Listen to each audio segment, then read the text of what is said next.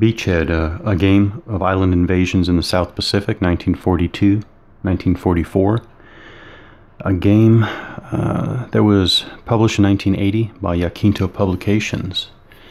A week ago, I actually played the first few turns of this game, Solitaire, and midway through the week I realized I had not made a video, didn't make a video. But I wasn't even planning on playing it when I did. So, like I said, about a week ago, wound up having some free time, and this was handy. So it started out because it was handy. I was thinking that I would just look it over again. So broke it out, counters, and so this is an album game. This is an album game, so it looks exactly like a musical album.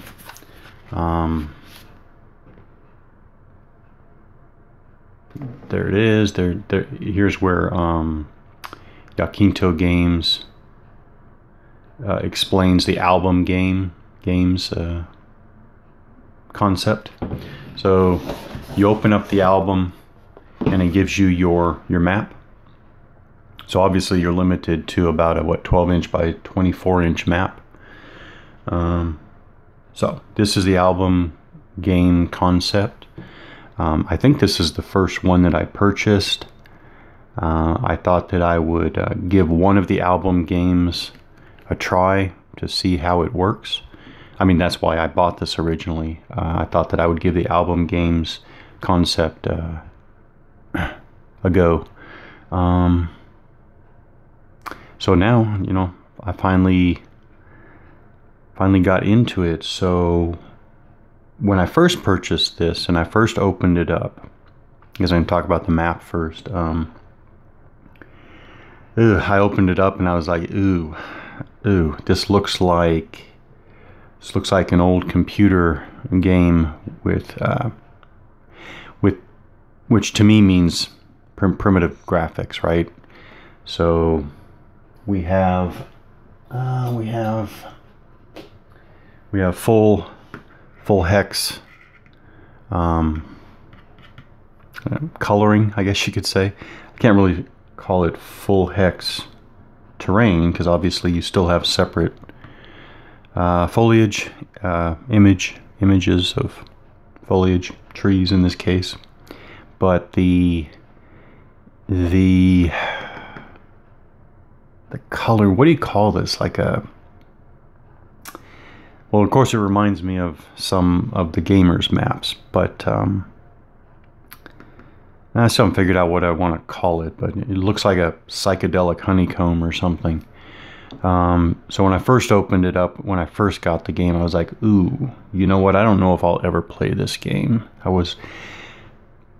I can't even say I was unimpressed. I was really actually turned off by this. But I mention all this because lo and behold, when I played, finally got to play the first few turns of the game last week, lo and behold, the map graphics were not a detraction at all. Yeah, really not a distraction, so really surprised me. Yeah, so I was surprised by that.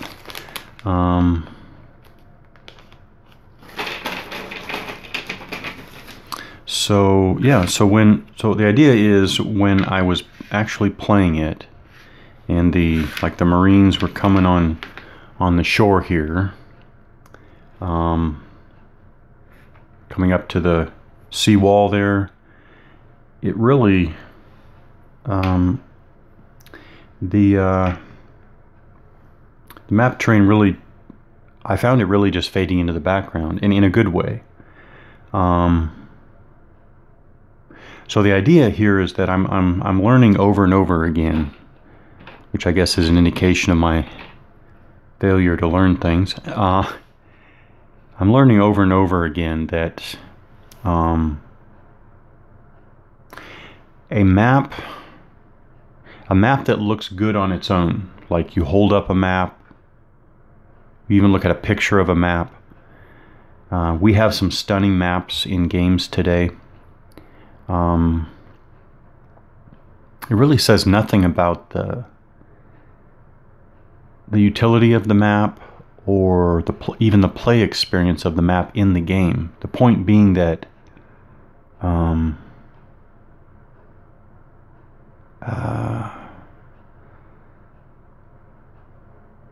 really appreciate the map, you have to experience it in the game. Now I'm learning this over and over again, that even something as simple as this full hex coloring, the psychedelic honeycomb, is actually very useful, because as the units move here, right, you can still see around the unit, you can still see information that you need. This is something you wouldn't necessarily get when you have a quote-unquote pretty looking map. Yeah, I know I'm not explaining that well, but it's something that I am paying attention to, this idea that a good game map is not necessarily a good looking game map, basically. And this is an example of that. Yeah, I think a good game map is not necessarily a good looking game map.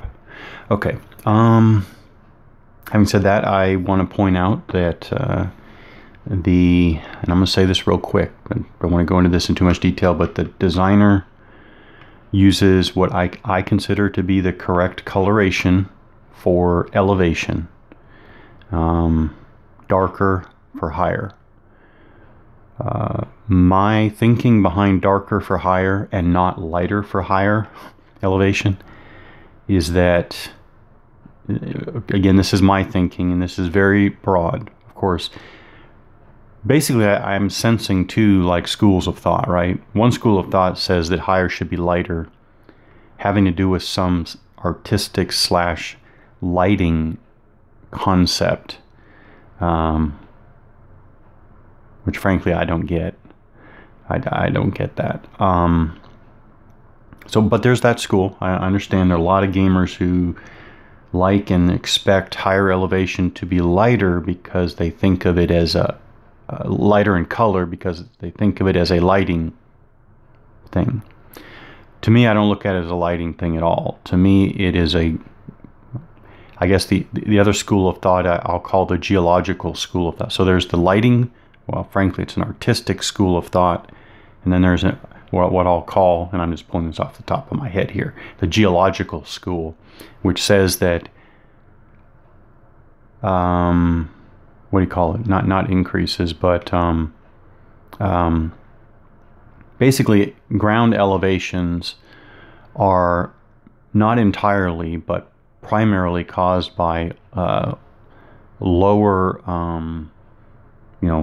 Earth coming up through higher Earth layers, right?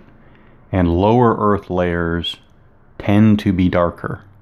So this peak here is dark because lower layers of Earth have come up through higher levels of Earth. That, to me, is why I expect elevations to be darker, not lighter. Has nothing to do with artistic anything, but it has to do with a thinking of, again, of Earth, basically. Okay, that's that. Okay, I'm going to talk about these. First of all, I had heard about Yaquinto Publications They're really thick counters. I mean, that is definitely 2 times the average. Yeah, twice the thickness of an average game counter. So what's interesting is when these were on the counter sheet when I first got the game, I didn't really realize how thick these were. Now recently when I cut them all out to prep them to play, wow.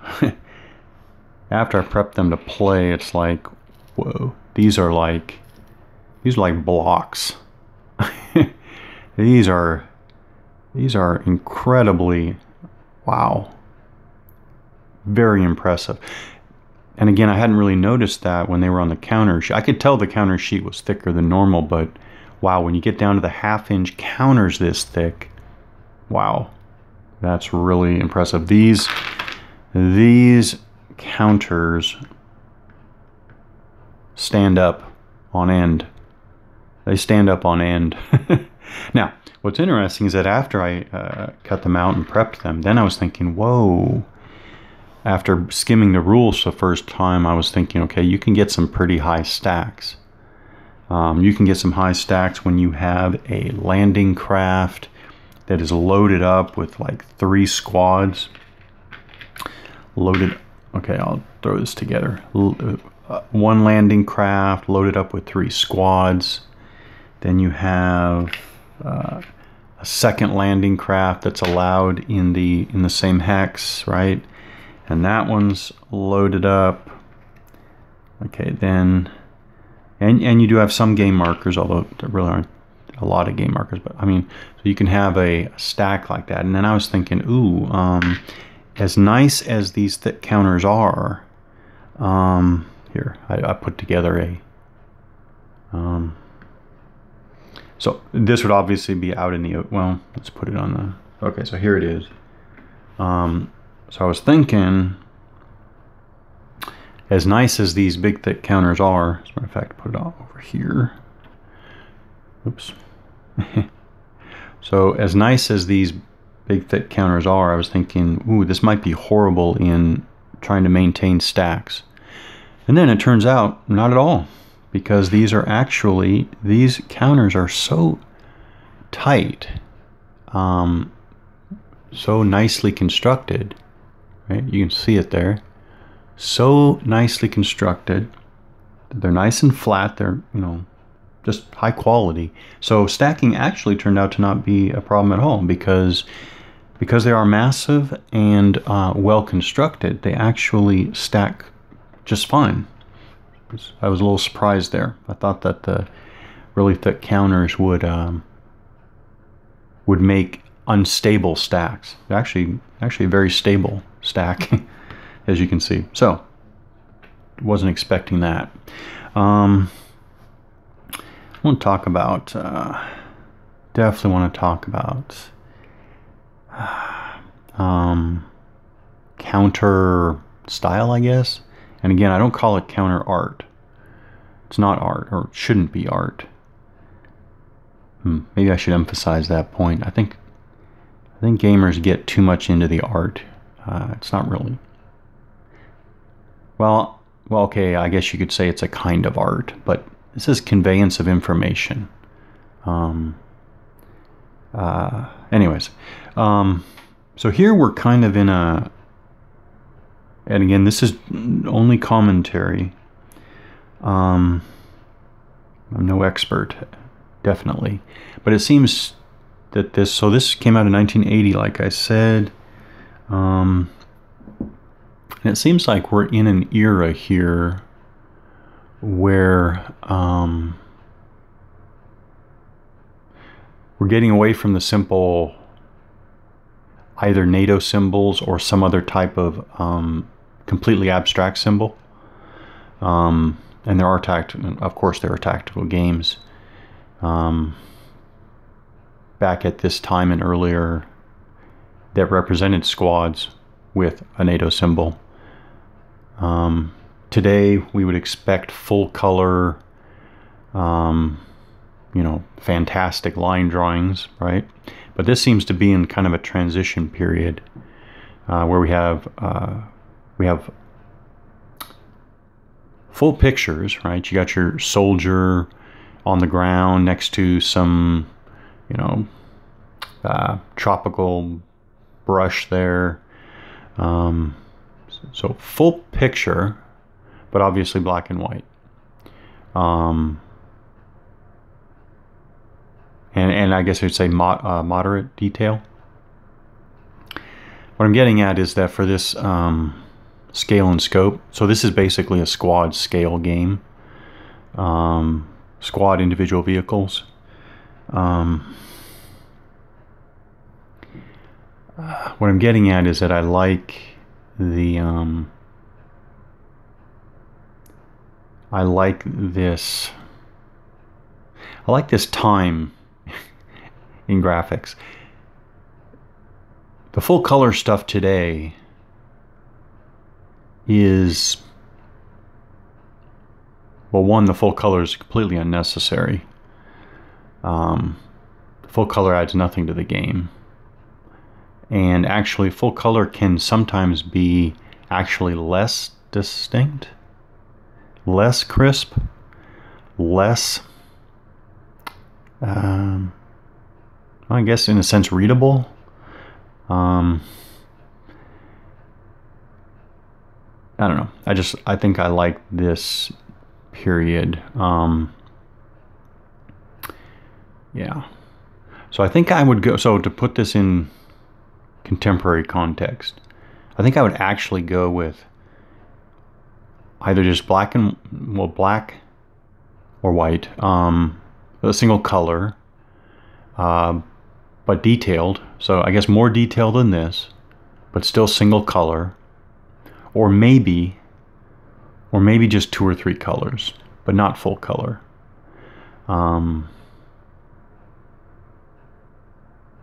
Yeah. Okay. Clearly the values are way too small. I think we've definitely gotten better at that, but I mean, really, that's not saying a whole lot that we've gotten better on that. Now, this is obviously a very poor choice. Clearly, one of the biggest design faux pas of the game is the choice of black on this dark green. Now, obviously, to correct the problem, you could go lighter green, or you could go contrasting lighter printing on the background. But actually, especially after playing, I learned to like this dark green. It's a nice military green. And so actually, I guess I would prefer, since I've grown to like the dark green, I think I would just rather go for a lighter printing on this nice dark olive drab. Okay. Oh yeah, I was thinking from the very beginning when I opened up to go back to this map that's inside this album. When I first opened it, I was thinking, oh, this isn't going to be very practical at all. Is this album going to lie flat? Is this ridge going to be too much? And so on and so forth. I thought that, but no problem at all. I'm surprised. Put it underneath my plastic, as I do with absolutely every game I play, and it really turned out to be no problem at all. So that was nice.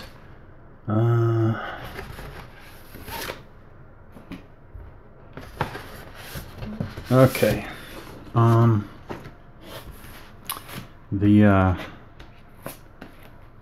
player, call it tables card, game tables card.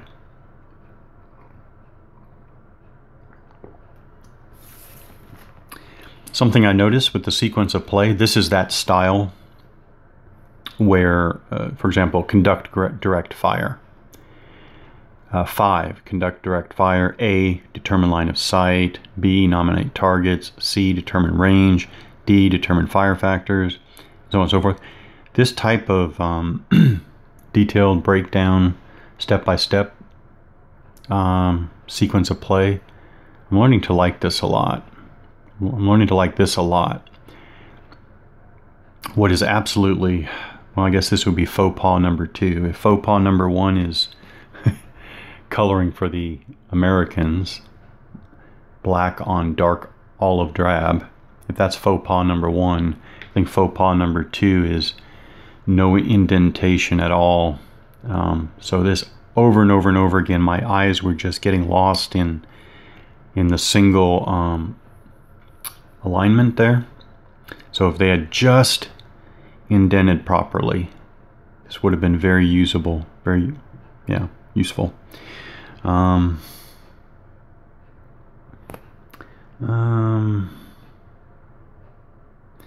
guess the terrain that really matters, you got that seawall right there, very basic double hex side, dark brown hex side, these dark brown hex sides, stream hex side, zones of control, 2 elevations higher. There are again, the coloration defines, I think it's 5 elevations, I think 1, 2, 3, or 4.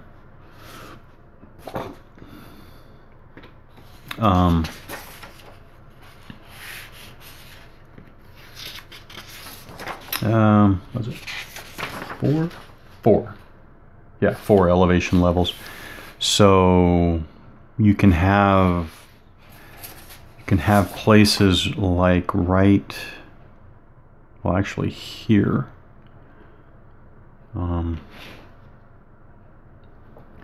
Yeah, right here. You're going from elevation 1 to 4. So you can have, yeah, where 2 hexes come together with more than 1 elevation change. You can have those to deal with. Here's another one over here, right there. Okay. All right. The rest of the charts and tables, they were fine. Actually, these charts and tables aren't not extremely useful. I don't know. I guess I would say the table's card kind of unfinished.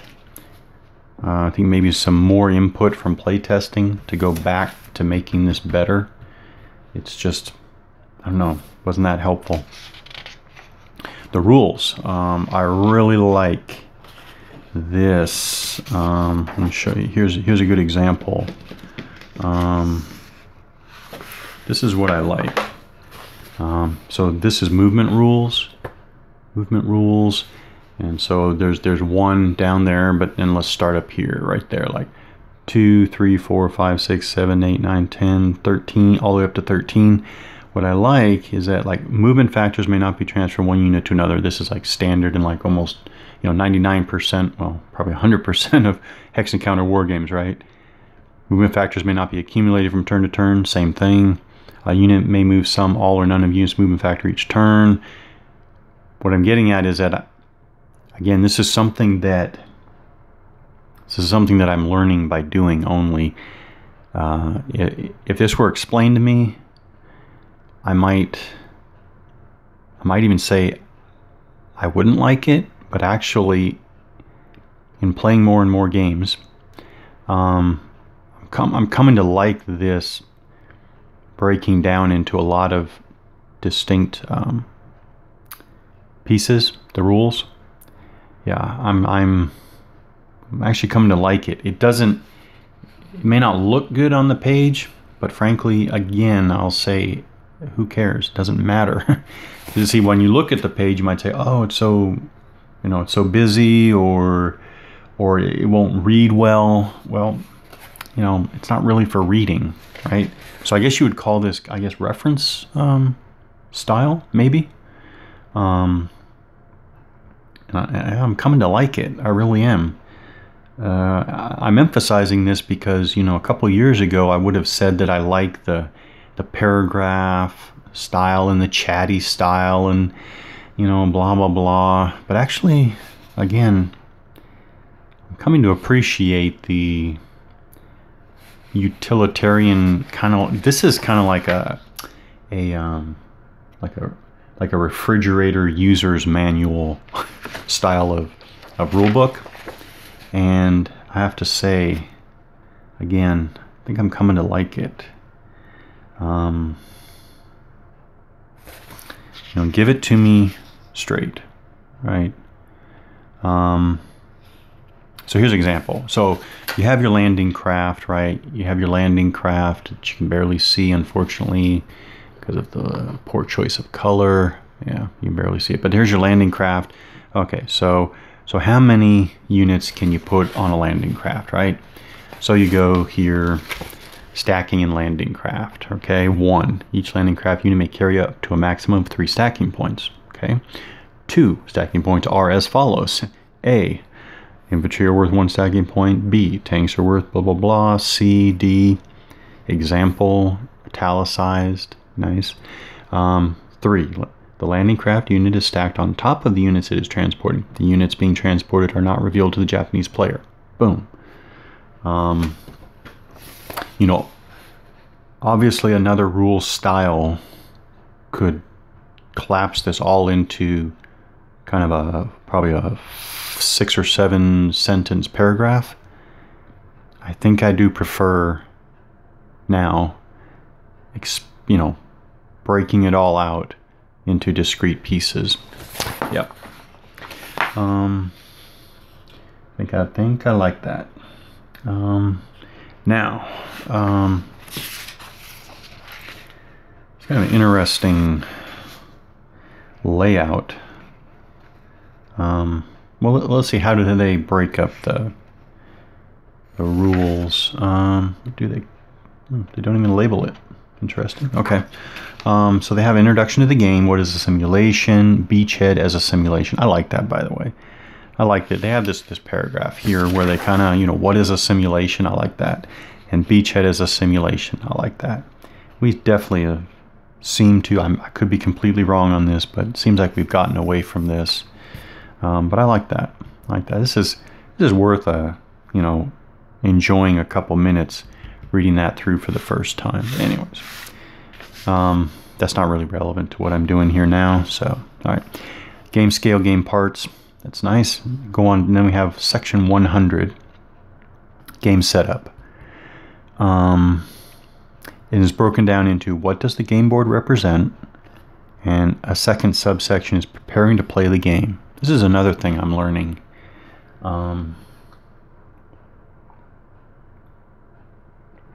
Again, I could be wrong. It seems like not all games, and especially not all games when thinking more recently, have a simple, straightforward kind of like, how do you get started? You know, it seemed to me that older games used to say, you know, players choose sides, lay out the map between the players with north facing such and such player. You know, each player takes such and such counters. You know, kind of a straightforward like board game style. How do you start from you know, from point 1, step 1? Almost to the point of saying, you know how it seems like the older games would start with like punch out the counters, you know, sort them in this such and such a way. I guess nowadays it's just the assumption is, I guess rules are written more these days with the assumption that the person reading the rules has already played another game in the genre, I guess. But anyways, not that it's necessary to start with punching counters. That's not what I'm getting at. But what I am getting at is, how do you actually get started, right? So preparing to play the game. I'm coming to appreciate something that says like, basically, how do you get up and running? Just get me to, like, get me from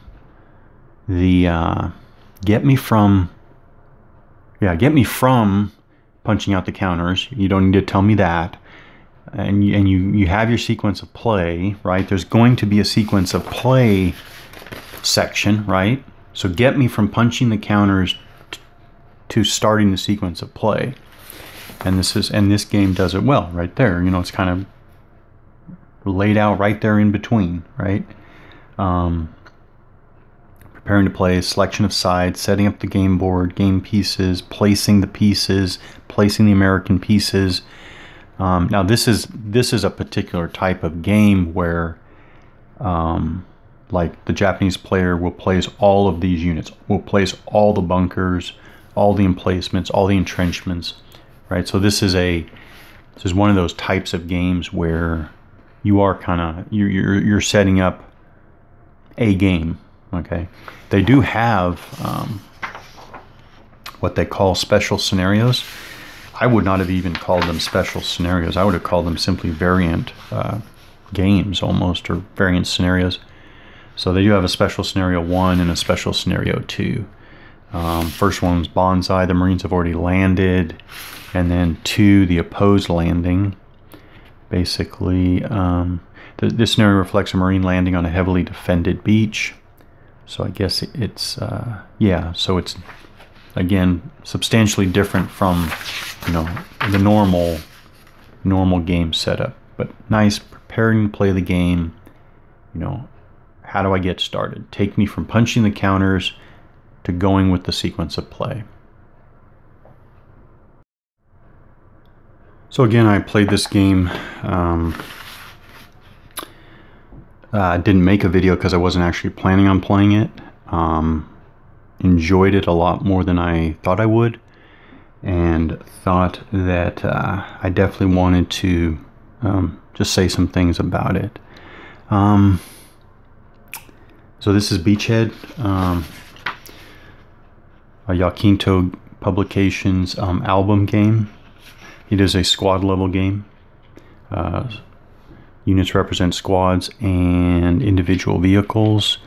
I should point out, by the way, that while this is a squad level game, it basically, I mean, pinned and eliminated. I mean, these are only one-sided counters, so there are no half squads or anything like that. Okay. I should point out design, development, and rules, Michael S. Matheny, and play testers. 7 names given for play testing. All right. Published 1980. Quite old now.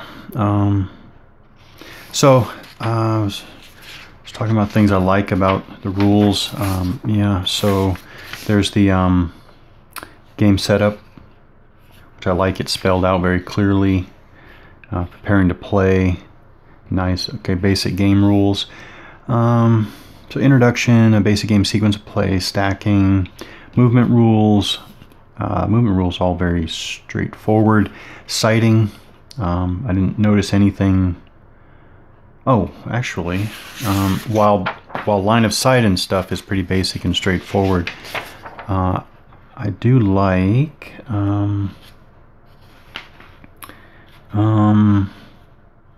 fields of fire. In Beachhead, all units other than bunkers may fire in any direction. Bunkers are limited to a specific field of fire.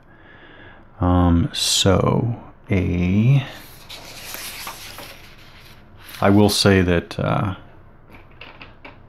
you need to you're going to get to know these symbols. They're not really intuitive. So this is an emplacement. This is a bunker, which I'm not sure they ever specify, but you'll figure out that's a light bunker. And then you have your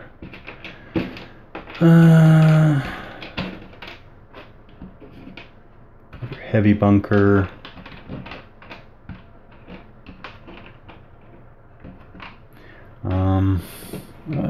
Yeah, you got your entrenchment.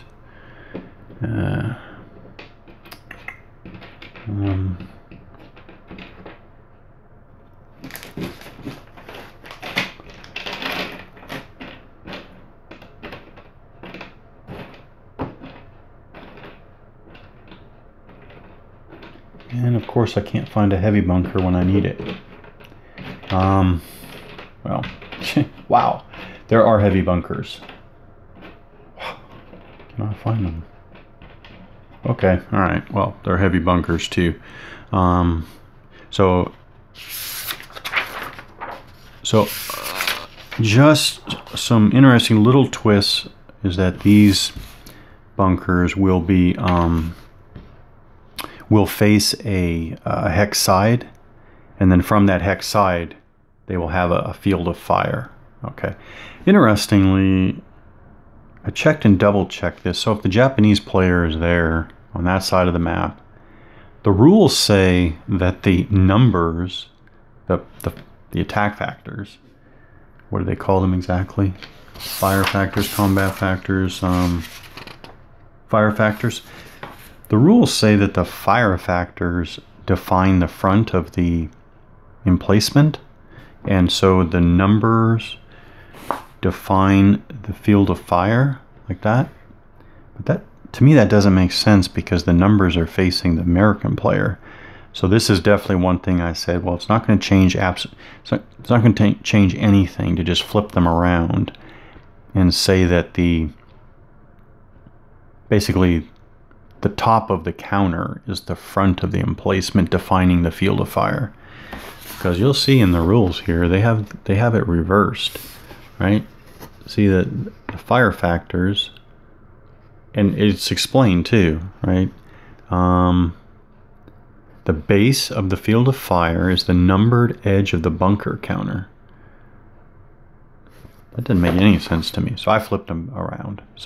But this is an interesting concept that, and it's interesting because to start with, I had a lot of fun actually laying out the Japanese defense as I tried to get, fields of fire, sweeping fields of fire, interlocking fields of fire.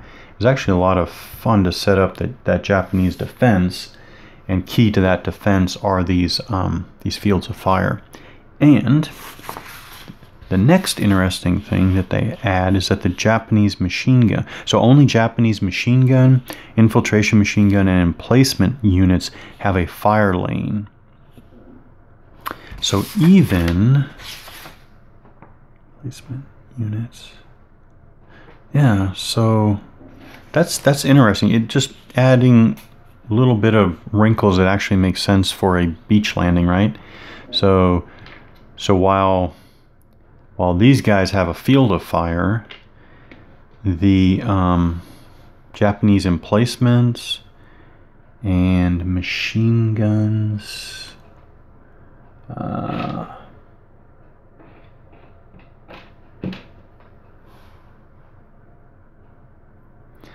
want to point out the little right, so here we have what I like, the little graphical detail. There, the machine gun on the left and the regular infantry or infiltration infantry on the right. So again, the what do you want to call it, the flourishes in the little line drawings, I like it. All right, still to some gamers this would still be considered dated and whatever. Okay, so the emplacements and the machine guns have a 10 hex fire lane, which again was really both fun when you're setting up as the Japanese player to kind of place your machine guns where you want to lay those fire lanes, basically. Well, they are fire lanes. And the significance of the fire lane is that any American unit that attempts to cross the line, the 10 hex line, is immediately fired on by the fire lane unit. This means that the American player will be attacked during the movement portion of his movement phase. If the Japanese player moves first, this attack is still made, though it will be against non-moving targets. Fire lane attacks are made in addition to normal attacks. Fire lanes may be changed during the Japanese player's movement phase by changing the facing of the unit. A fire lane unit that changes its facing, counts as moving, but may still make fire lane attacks. So basically, if you set these up right, you can generate a lot of sweeping firepower. But if you don't set them up right, you can really lose this benefit, and basically the Japanese need to take advantage of all this stuff, as you can imagine. Okay, those little interesting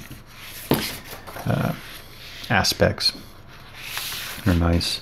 So sighting and ranges, combat, not really nothing unusual in basic direct fire combat. This is these are odds, yeah, odds, which I just want to quit, and odds with a 2-die-6 roll. I don't know if so this is another thing where in playing and in experience, to me, odds combat-based system at this scale and scope.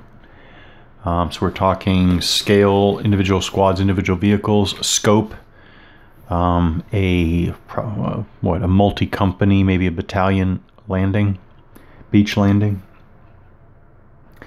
Basically, odds-based systems are not. I don't dismiss odds-based systems summarily. I don't. It depends on what the ratio represents. And the reason why I say this is because in thinking about different combat systems, I mean, at this scale and scope, basically understanding the combat results, the interaction between attacking and defending units can be seen as the amount of firepower, the volume of firepower, basically the volume of bullets or some other type of projectile, ordnance, whatever, going into a hex, and as compared against basic. It's always target availability, right? Target exposure, right? So if the ratio can be used to represent that or some other concept that makes sense, then ratio based combat systems can be okay. I mean, I can, so bottom line is I don't consider ratio combat based systems at this scale and scope to be, automatically without justification. Again, it depends on what it represents and how it works. I got into some combat, so I definitely figured my odds. I used the table. Well,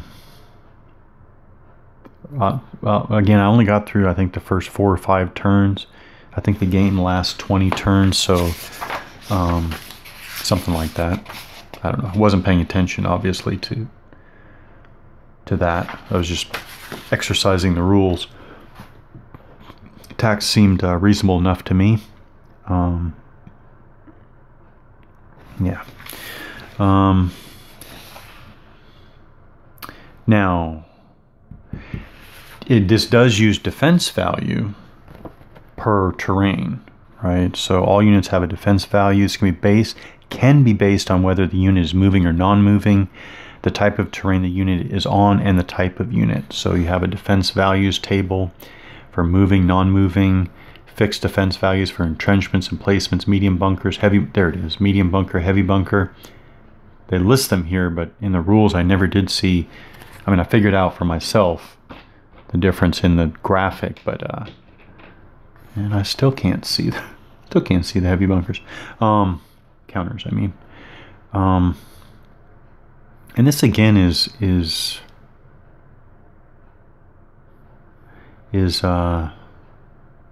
okay with me, I guess. To some it might seem clunky, to some it will definitely seem dated. I don't know. I didn't have a great problem with this. So you're going to go through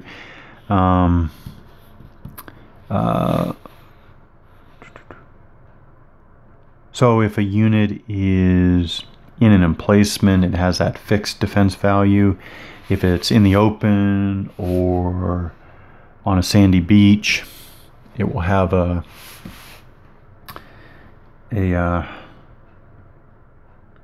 particular defense value, whether it's moving, non-moving.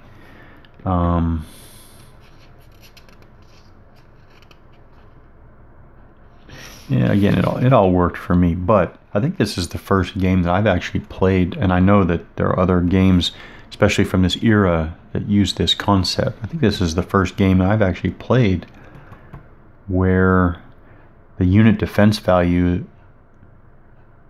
is set this way. So there it is. Of course I did indirect fire because the Americans begin with some preliminary bombardment. Definitely I took out like 4 or 5, at least maybe 6 Japanese unit with the preliminary bombardment alone. And actually I think I opened a hole in the center here, as a matter of fact. But anyways, it was a week ago, so not fresh in my mind. There's my CRT. Yeah. So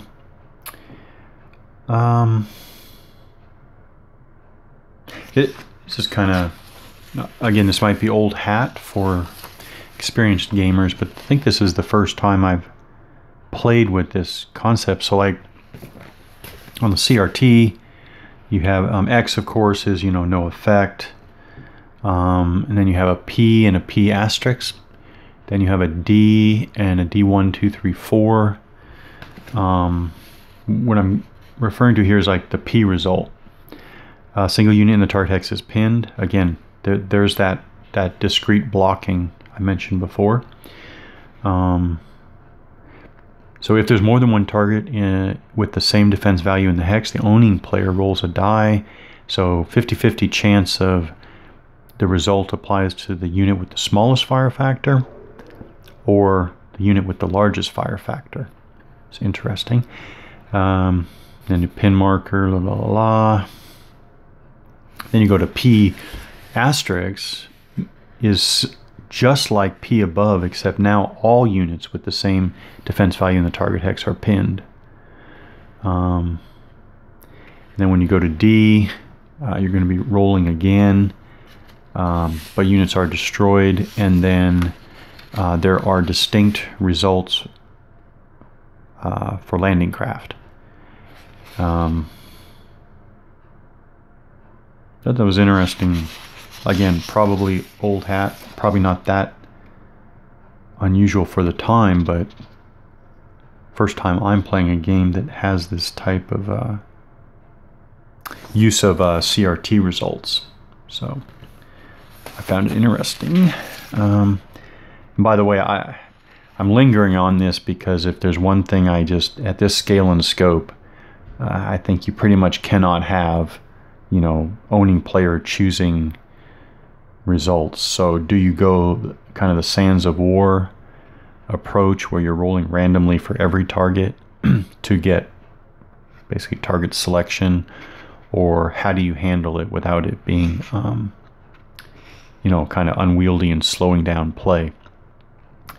But at this scale and scope, determining in that hex, right? So all right, so in that hex, when you have three American units, I mean, it's really important. In some cases, it will be critically important, you know, which unit is actually takes the fire effect. And again, at this scale and scope, choosing is just not acceptable to me. All right, so I definitely only focused on the basic game. You can go to the optional rules, different bombardment types, airstrikes, scatter, close assault. Interesting that close assault is added as an optional rule. I thought that was interesting. Might be a very good reason for that. Not sure. Hints on play. So that is Beachhead. Definitely I would say low slash moderate complexity game at best. I guess I would say it has a lot of the basics for hex encounter war game with a few extra tweaks added.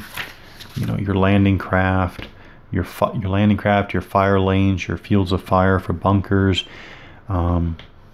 your detail in all of these different types of Japanese emplacements. There's a heavy bunker. So heavy bunker and medium bunker. Yep. Osbase CRT. For me, I should say that I don't think I've ever played a game of this scale and scope and theme. You know, South Pacific, Marines, amphibious landing against dug-in, prepared Japanese defenders. Haven't really played anything like that, so to me it was kind of fun to have this different I don't know, style of setting, different setting. Definitely a game that I'll come back to. I'll come back to when I feel like this setting. I can't say there's anything in the mechanics. No, I can't say there's anything in the mechanics that will bring me back. But I think when I am at all interested in squad scale with this South Pacific amphibious assault setting, when I'm in the mood for that, we'll definitely be coming back to this. I think well, in the first few turns that I played, it seemed like it made a lot of sense. As you can imagine, it made a lot of sense that one can enjoy this playing solitaire as the Americans, because the Japanese are pretty much a static defense. It definitely seemed like it was going to be critical how the Japanese player sets up his defense. Just one more thing, and then I'm going to wrap this up. These were just general things that I remembered about playing the first few turns of Beachhead on a day when I wasn't even planning on playing this game. So it was unexpected play, and now a week later I wanted to capture some ideas. There's one thing about the sequence of play that probably gave me, this is a rules thing that gave me the most, matter of fact, look in the rules, this is a rules thing that gave me the most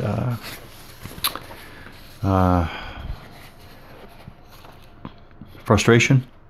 So the basic game sequence of play, step A, movement initiative phase. Step B, first moving player phase. Okay, so the first moving player will perform the following actions. Okay, conduct bombardment, airstrike, mortar, and gunfire. And then it goes through your steps, which is nice again. So that's that. So the first moving player does that indirect fire type stuff. Bombardment, airstrike, mortar, gunfire. But then when you get down here to the second moving player phase, step C, second moving player phase, repeat step B, numbers 1 through 4. Okay, so basically second player repeats this. Makes sense, that's straightforward, right? But then it says 2, conduct Japanese mortar and gunfire if the Japanese player was the first moving player. Then conduct Japanese fire lane attacks. Okay, so right there you have 2 extra steps referencing the Japanese player only. So then it was like, okay, so if the Japanese player is the first moving player,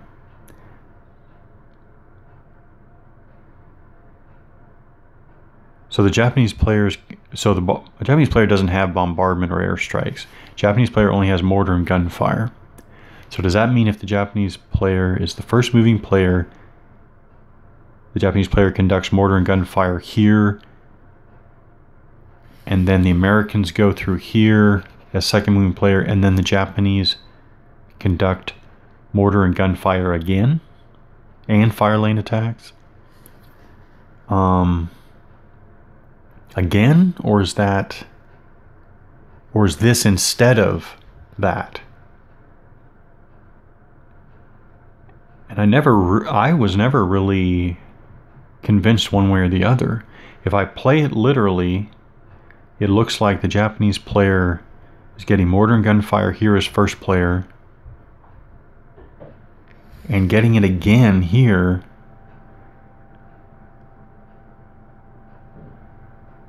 twice in a turn. Whereas if the Japanese player was the second moving player, okay, so the Japanese player, I guess you could say literally, the Japanese player is getting it again here, mortar gunfire, and getting it again, mortar gunfire. No, because this says conduct mortar and gunfire if Japanese player was the first moving player. So if the Japanese player was the second moving player, Japanese player is not doing it a second time. And this is what I'm confused about. Why does the Japanese player, if you read it literally, Japanese player gets to conduct 2 mortar and gunfire steps if they're the first moving player, but only once if they're the second moving player. It's just not clear. I mean, I guess probably something to have an explanatory note somewhere, and if there is one and I missed it, then I can only hope that I'll catch it on the next go around when I pull this out and play it again. But that was confusing. What is going on here? Not clear.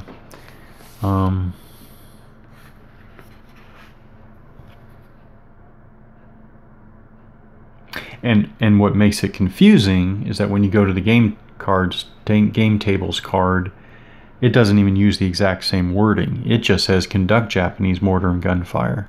It doesn't have the if the Japanese player was the first moving player, which is, I don't know. Either I'm missing something or an explanatory note is probably in order. So when I pull this out to play it again, I'll probably be definitely reviewing that issue all over again from the start. Because I did not reach a satisfactory opinion on how that's supposed to be played. But I would say that was the big rule issue I had in my first play of Beachhead, a game of island invasions in the South Pacific, 1942-1944. Quinto Games, again. Great that counters. Album game style actually worked. And a game that I will play again.